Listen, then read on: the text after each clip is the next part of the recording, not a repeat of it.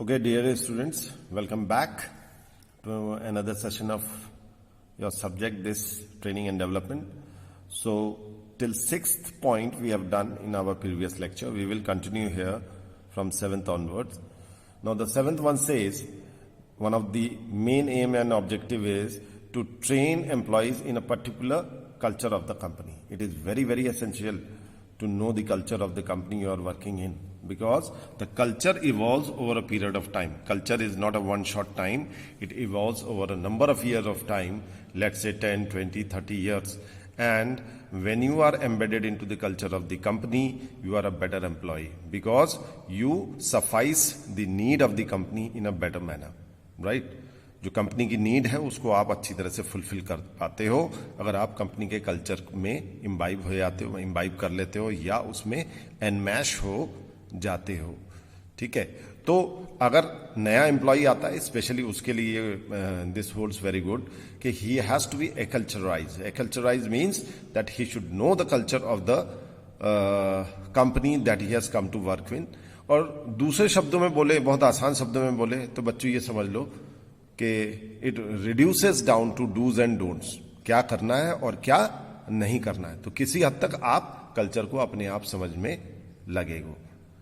तो I think this point is clear कि culture क्या जरूरी है ट्रेनिंग के पर्सपेक्टिव से.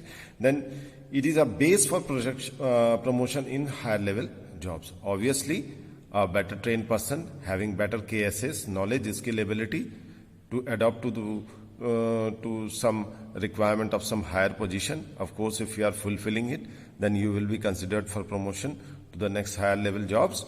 And for that, if training is being given to you or you are a better trained person, your adaptability and your suitability for that higher up position is more in comparison to somebody else who is not a better trained person in comparison to you.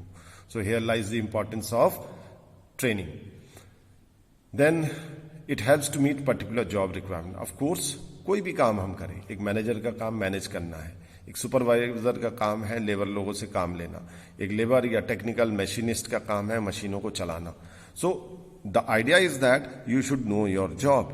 What ever position you are put in, you can be trained to make a better employee, effective employee for whatever job you are doing. हर चीज के लिए training दी जा सकती है और आपको एक बेहतर एम्प्लॉय, एक बेहतर वर्कर बनाया जा सकता है क्योंकि आप उस जॉब की रिक्वायरमेंट को फुलफिल अच्छी तरह से कर पा रहे हो, उसे निभा पा रहे हो, ठीक है.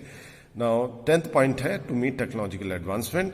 Of course with the advent of the new technology coming in on everyday basis, you have to keep on changing. The organization needs to usher in these changes and the employee has to adapt to the changing and advanced technology so that he makes himself suitable for the requirement of the times.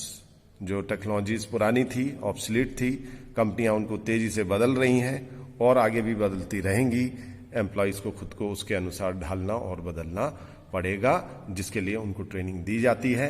And they keep on moving to the next level by adopting themselves to the changing technologies. So ये 10 point है बच्चों. I hope everybody has understood for whatever I have explained. If you have any further questions to ask, we will discuss in the live session. Next topic that we are going to go through is philosophy of training. Philosophy यानी कि जो thought process है training का, उसके क्यों training दी जानी चाहिए. हमने अभी ऑब्जेक्टिव किया, अब फिलोसफी है कि इट इज हिटिंग, ये जो टॉपिक है ये this hits the very basic of the training. So philosophy of training in the decision and activities of the training in the organisation. तो किस प्रकार से ट्रेनिंग दी जाए, क्या दी जाए, ये सब फिलोसफी ऑफ ट्रेनिंग में आती है. और हर ऑर्गेनाइजेशन की अपनी रिक्वायरमेंट के हिसाब से अपनी एक फिलोसफी होती है ट्रेनिंग की. कुछ लोग, कुछ organisations they spend a lot of money on training their employees, whereas others abstain from investing much of money on training. They say के करते हुए आदमी सीख जाएगा, ट्रेनिंग कराने की इतनी जरूरत नहीं है. कई ऑर्गेनाइजेशन की ये थिंकिंग है. कई ऑर्गेनाइजेशन कहते हैं कि हमें keep on, we need to keep on sharpening our skill, ability and knowledge on a regular basis. So there can be difference of opinion. So the philosophy of training might vary from company to company.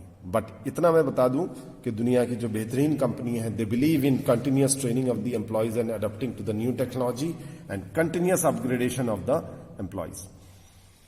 Now coming to the point, so it depends upon the organisation culture. Organisation के culture पे depend करेगी कि training कम ज्यादा किस प्रकार की हो रही है। Economic and social values, of course जिस कंट्री में आप रहते हैं वहां का एक कल्चर होता है कि ट्रेनिंग को कितनी इंपॉर्टेंस दी जाती है, ठीक है। रिसर्च एंड डेवलपमेंट को कितनी इंपॉर्टेंस दी जाती है।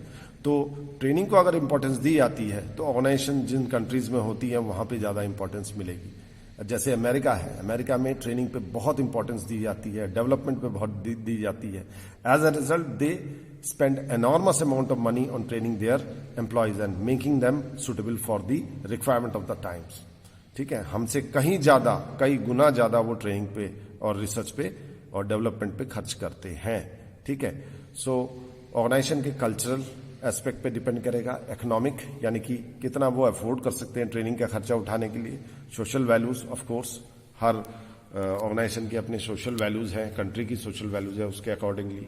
उसके बाद experience and individual organisation and nation, कितना एक्सपीरियंस है, एक पुरानी ऑर्गेनाइजेशन है, नई ऑर्गेनाइजेशन है, ये भी मतलब इससे भी फर्क पड़ेगा कि भाई उनकी ट्रेनिंग के प्रति क्या फिलोसफी है।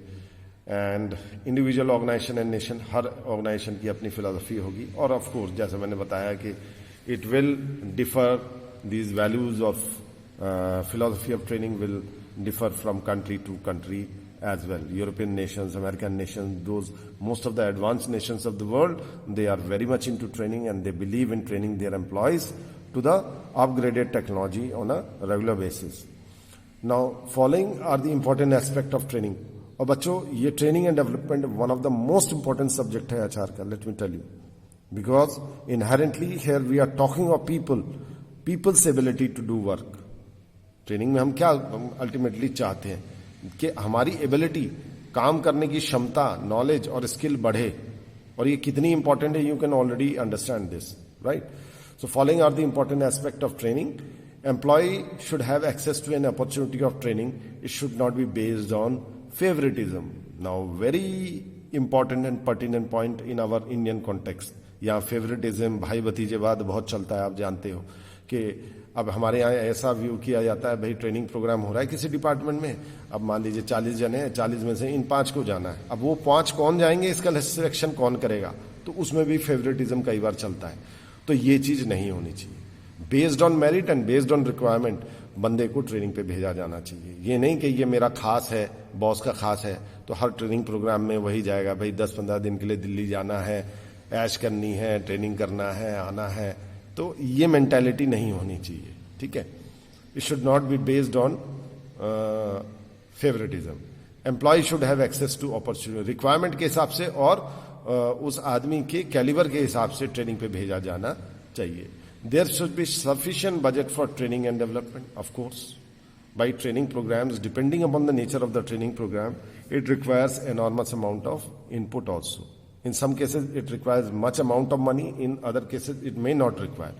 But yes, finances are involved, so budgets should be made for the various training program. Generally, यहाँ पे मैं एक चीज आप लोगों को इनपुट देना चाहूंगा बच्चों। HR डिपार्टमेंट क्या करता है कि पूरे साल का एक चार्ट बनाता है ट्रेनिंग एंड डेवलपमेंट का, कि पूरी ऑर्गेनाइजेशन में पहले एक organisation need for training identify किया जाता है, TNA बोलते हैं, ट्रेनिंग नीड आइडेंटिफिकेशन, कि किस किस डिपार्टमेंट में हमारी ऑर्गेनाइजेशन के किस किस लेवल के लोगों को क्या क्या ट्रेनिंग दी जानी है। तो अकॉर्डिंगली उसके बाद ट्रेनिंग बजट बनाया जाता है कि टोटल साल का खर्चा इतना आएगा, इन लोगों की इन डिपार्टमेंट से इस प्रकार की ट्रेनिंग दी जाएगी। So this assessment is based, so budget is made accordingly for the training and development program for the whole year. Now third is, its importance should be realized and it should not be underestimated as sheer waste of time. कई लोग कहते हैं अरे क्या जाना है training पे, हम तो वैसे ही बहुत नॉलेजेबल है। The moment you think you have, आपने एक तरह से अपना माइंड का शटर गिरा दिया। ये कुछ इस प्रकार से है कि हम सीखना ही नहीं चाहते हैं, हमें सब कुछ आता है। ये मेंटालिटी सबसे खराब है। You should always be open to learning. And this is the inherent reason that people fail in their life, because they say we know everything. The moment you say this thing, you have already failed. So be open to learning. So वही कह रहा है कि it should be realized, it should not be underestimated as a sheer waste of time. ये waste of time नहीं है, इससे बहुत कुछ अच्छा निकल के आता है जब आप किसी भी ट्रेनिंग प्रोग्राम को अटेंड करते हैं। फोर्थ है training should have a systematic approach. भाई पहले हमने टीएनए किया, ट्रेनिंग नीड असेसमेंट किया, हियरकी को डिटरमाइन किया, किस किस लेवल में how many people needs to be train, for what they should be train, and we should also have a vision कि वाकई what would be the fall out of this training programme, यानी कि इसके नतीजे किस प्रकार से आए। तो एक्सपेक्टेड रिजल्ट्स को भी हम एस्टिमेट कर सकते हैं कि इन लोगों की इन ट्रेनिंग करने से हमारी ऑर्गेनाइजेशन के काम में इस प्रकार से फर्क पड़ेगा, and how the organisation is, this is how the organisation is going to get benefited. तो ये चीजें एस्टिमेट करी जाती है। Training should be motivated, of course लोगों को प्रोत्साहन दिया जाना चाहिए, उनको समझ में आना चाहिए कि why they should go for this particular training. और देखो सबसे इंपॉर्टेंट बात मैं बता रहा हूं बच्चों, जब तक ट्रेनिंग के लिए या लर्निंग के लिए किसी भी प्रकार, देखिए ट्रेनिंग क्या है, ultimately it is learning something new और further learning on the things that you know, right. So जब तक अंदर से मोटिवेशन नहीं आएगा बच्चों, दुनिया की कोई ताकत किसी को लर्न करा नहीं सकती, ट्रेन नहीं कर सकती। अगर आपने अपने दिमाग का शटर गिरा रखा है, कोई कितनी भी अच्छी ट्रेनिंग दे दे, आपकी लर्निंग नहीं हो सकती। लर्निंग के लिए खुद से सेल्फ मोटिवेटेड होना पड़ता है कि yes there is a intrinsic quest to do something, to learn something, and unless and until this is there, howsoever great the training में बी, अगर आपके अंदर से ये भावना मोटिवेशन की नहीं है, so I think there will not be any training और learning taking place for that particular person. So motivation is one of the very essential things. Then equal opportunity for everybody should be there. This has been already emphasized in the previous point कि भेदभाव नहीं होना चाहिए, सबको मौका मिलना चाहिए according to the need of the organization and for the betterment of both the employer and the employee. So training program should take care of this thing कि ऑर्गेनाइजेशन का भी भला हो और एम्प्लॉयज का भी भला हो, क्योंकि ये प्रीवियस पॉइंट से जुड़ा हुआ है। बंदे क्यों मोटिवेट होंगे? जब उनको अपना भी फायदा नजर आएगा। ऑर्गेनाइजेशन उनको ट्रेनिंग पे भेज रहा है, साथ ही साथ they are also getting benefited, they are also getting upgraded in times to come. वो कहीं पे भी रहेंगे, इस ट्रेनिंग का असर, इस ट्रेनिंग का फायदा उनको, they will get the benefit out of this particular training. So here we end with this session. We will continue in the next lecture.